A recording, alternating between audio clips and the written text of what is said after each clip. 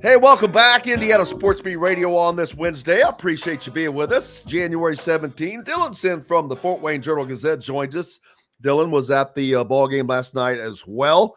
A game that I'm not shocked that Indiana lost. So it's not like that's blowing my mind. I mean, Purdue is a really, really good team that has good players at all positions, that is well balanced. They've got three guards that average double figures, and they've got this thing called Mount Edie in the middle that cannot be stopped.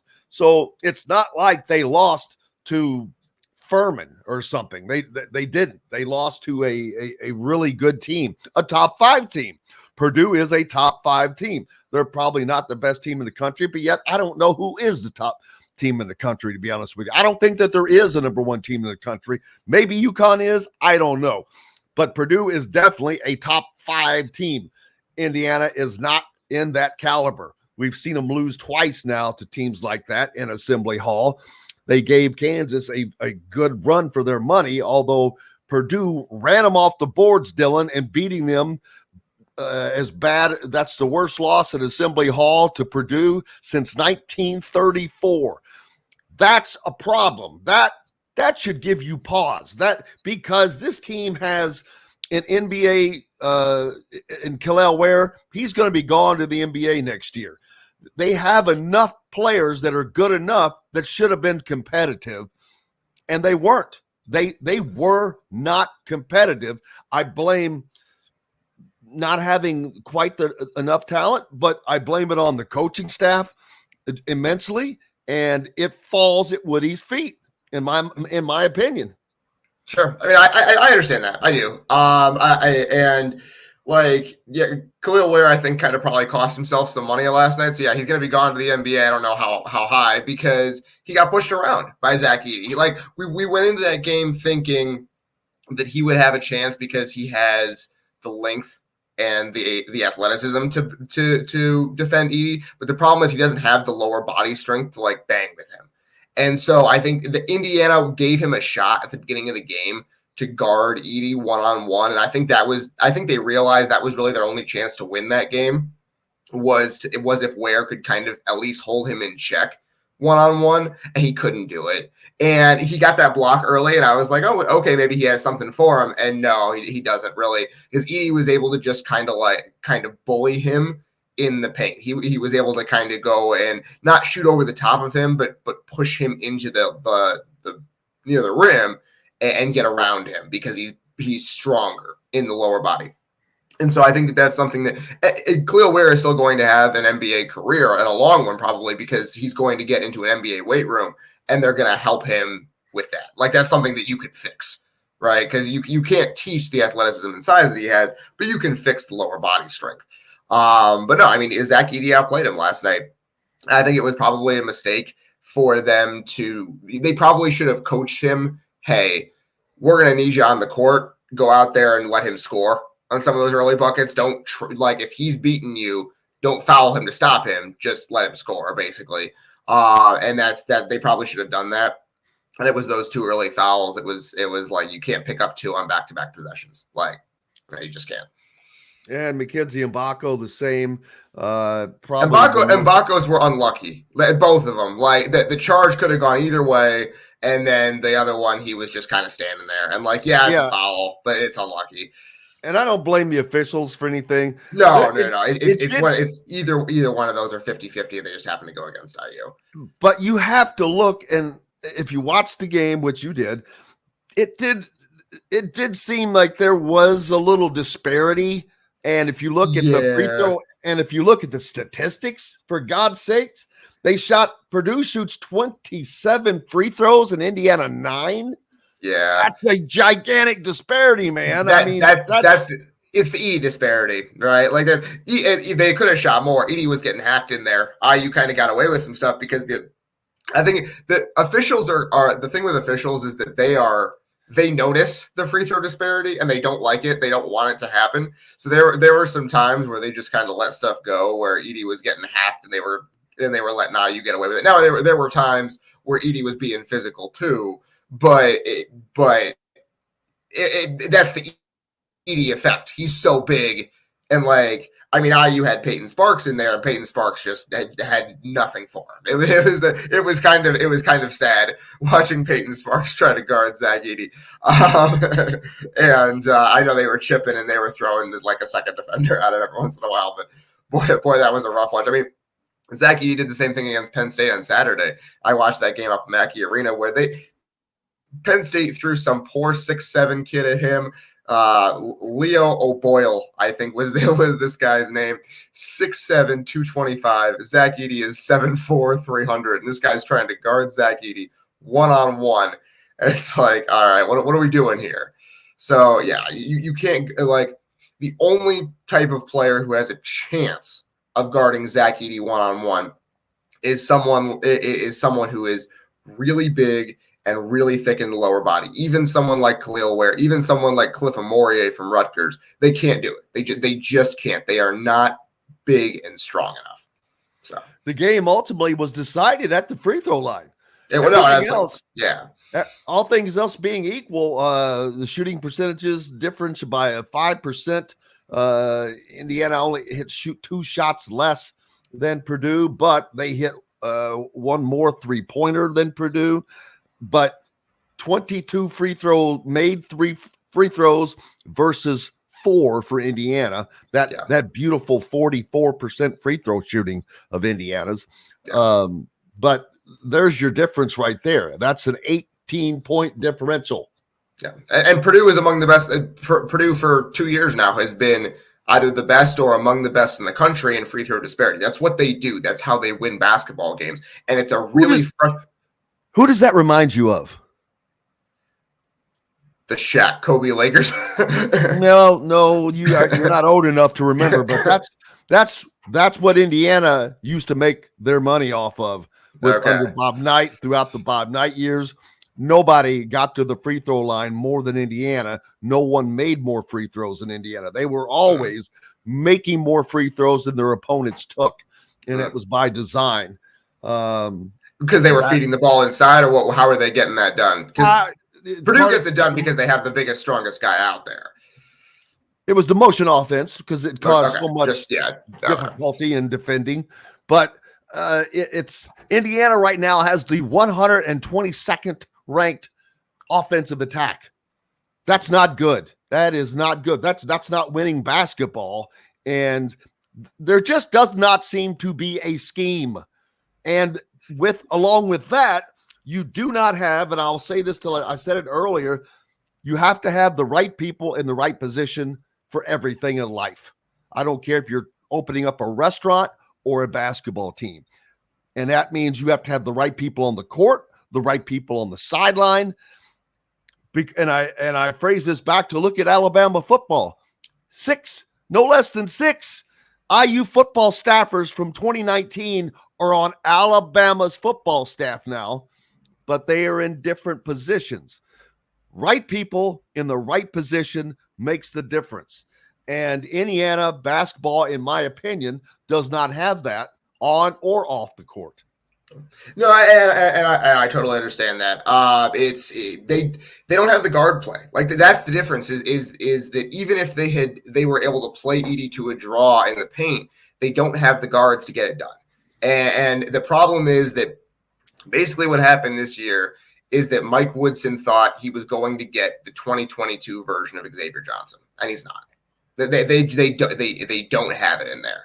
And the problem is that last offseason, Xavier Johnson was here, and so it was really hard to go get a transfer guard because Mike Woodson couldn't promise him playing time or a starting spot, basically. And so the fact that Xavier Johnson, A, got hurt, and then B, has come back from getting hurt and is obviously still not right, has cratered this team because the team is built around interior play. But when you build around interior play like you do, you're going to need some shooters around them, and they just don't have that, right? Like Purdue had a really good game plan last night where once Ware and Mbako left the game, and even in the second half when they came back, they double teamed Malik Renew in the post every single time. They wanted the ball out of his hand. That's what Matt Painter said after the game was Malik Renew was the guy. He was the one for us, was what Painter said. every time he touched the ball in the post, they ran 2 defenders at him. And the reason they did that was not just because they wanted to get the ball out of his hands, but because they knew that if Renew passed it out to the perimeter, IU didn't really have anyone who could beat them at that point. And Xavier Johnson was supposed to be that guy. He was. And he's just not. And that is the whole season right now. And maybe a couple more weeks off of being injured, his recovery, he'll get there. I don't think so. It seems unlikely at this point. Maybe he'll find the form that he had against Ohio State at some point. But it seems like he's not only not there, but he's getting frustrated about not being there, and that's making it worse. And I understand the people who are calling for Gabe Cupps to start, but Gabe Cupps is not good enough to affect the game offensively either. So it doesn't really matter. Gabe Cupps probably deserves to be starting right now because Xavier Johnson's giving you less than nothing, and Cupps is giving you basically nothing. On offense, he's a decent defender, and he played hard last night and all that, and I get it. But when Gabe Cupps is on the court, you're playing 4-on-5 offensively, and you can't win that way. So there's not a lot of options, and they don't have a player they thought they were going to have, which is an all Big Ten guard in Xavier Johnson. They thought they were getting the version of Xavier Johnson they got down the stretch of Woodson's first season when he and TJD lit the world on fire together. And they thought they could do that with him and Ware, and it hasn't happened. Gabe Cupps, 4 personal fouls in his 22 minutes shows that he's either a step behind or just not ready to defend these older veteran guys. Well, it shows that Braden Smith is a good player. He was chasing Braden Smith all around. And the thing is, they run Braden Smith around an ED screen every single possession. They do it over and over and over again because you know why? It is effective. Because it works. They have 2 things that really work. Getting the ball to Edie in the post and running Braden Smith around a Zach Edey screen. Everything they do iterates off of those 2 things. And they just do it again and again and again because they know that 95% of teams have no answer for either one of them. And almost every team has no answer for both of them at the same time. And Braden Smith went 2 for 14 from the field last night. Braden Smith did not play well. But I shouldn't say he didn't shoot well. He actually played relatively well. He had 9 assists. But Gabe Cupps tried. God bless him. But he's not ready to guard that kind of action, and very few people in college basketball are. Yeah, but is he going to get to where he can guard at that level? Because Braden Smith is not the highest level of guard that you're going to play. No, but the combination of Smith and Edey is really tough. It's really tough. The future for this team after that game looks bleak, although their next game they go to Wisconsin, who lost to Penn State on the road last night, very shockingly. That was a shocker, but that's probably the worst thing that could have happened for Indiana. Yeah, no, I was thinking that too. They're going to absolutely get Wisconsin's best shot. Now you got a pissed off Wisconsin team at home where Indiana has not won since Moby Dick was a minnow.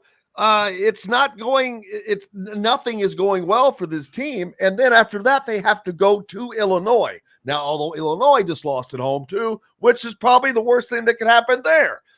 So they lose these 3 games in a row. It's not going to be pretty, whether from the fan base or from a mentality standpoint for this team.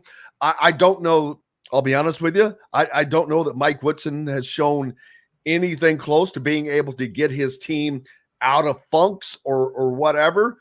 There just doesn't seem to be, everything seems to be the same every day. It's just like Groundhog Day. It's the same team.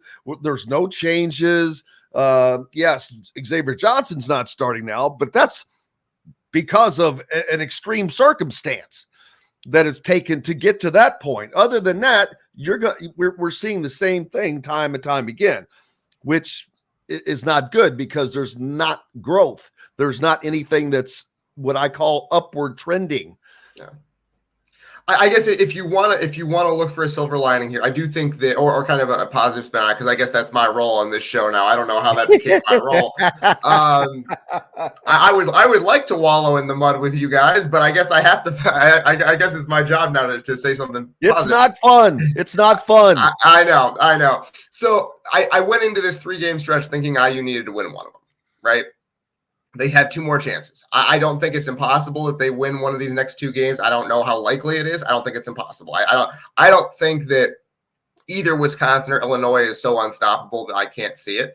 I think that the next game IU actually matches up relatively well with Wisconsin. Because unlike Purdue, Wisconsin doesn't have the kind of huge advantage inside that Purdue does. So we'll see. I'm interested in that. But just kind of from a pure where do we stand perspective, IU has had really bad stretches each of the last 2 years, and they've managed to pull themselves out of it. Like, remember, they lost 5 games in a row Woody's first year, and they pulled themselves out of it, and they got it done. They had that really bad stretch after X and Race got hurt last year, and they pulled themselves out of it. And but now they had a guy named Trace Jackson Davis. They did have a guy named Hood-Shafino. They did, but that there is some credit goes to the coaching staff for figuring that out. And I'm not saying they're going to figure it out this year. This team is not as good as last year's. It's just not. They don't have Trace and Hood-Shafino. But I do think that it's not impossible. This coaching staff is not full of dummies. I don't think it's impossible they figure some things out. I do think they have a star in the making in Mackenzie Mbako, who, despite only playing 25 minutes last night, despite the two early fouls, they realized that he was the matchup problem. That was the thing, is that they came into that game thinking, Mackenzie, you're going to get 30 tonight, and we're going to win this game. That was the plan, was for Mackenzie Mbako to score 30. And I quite frankly, I think he would have done it had he not gotten those 2 early fouls, because Purdue had no answer for him. And so I think that there is a world where he really emerges as like an all Big Ten player down the stretch of the season here, and things look kind of different. Now, is that enough to really turn things around? I don't know, but I think it's a possibility. And so I think that's where I would say is kind of like, if you're looking for something positive, it's the continued emergence of Mackenzie Mbako as a genuinely high-level player.